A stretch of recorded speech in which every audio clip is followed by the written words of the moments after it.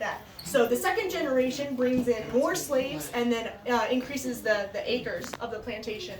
And so at its peak, the Mordecai plantation has about 5,000 acres of land and about 200 slaves collectively. So it's the largest plantation in Wake County.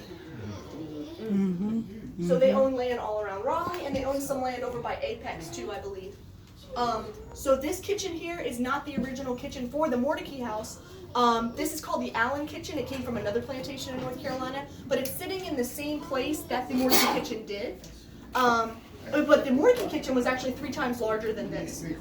So this came from a smaller plantation, basically.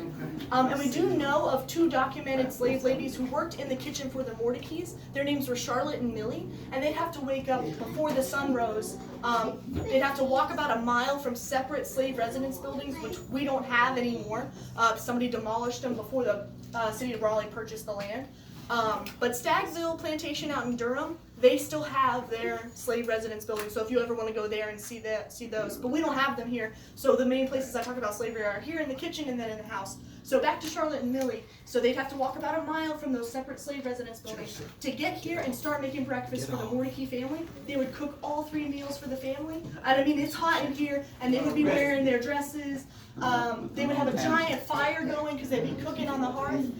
It would just be miserable. So, you know, all the smell, and then it was just an awful life. So basically on a plantation you have 2 different kinds of slaves. You have your field slaves and then you have your domestic slaves. So field slaves obviously are the ones who are working on the plantation, planting and harvesting the crops. The 2 main cash crops on this plantation were corn and cotton, mostly corn though. So of course, you know, it's not like they're planting this massive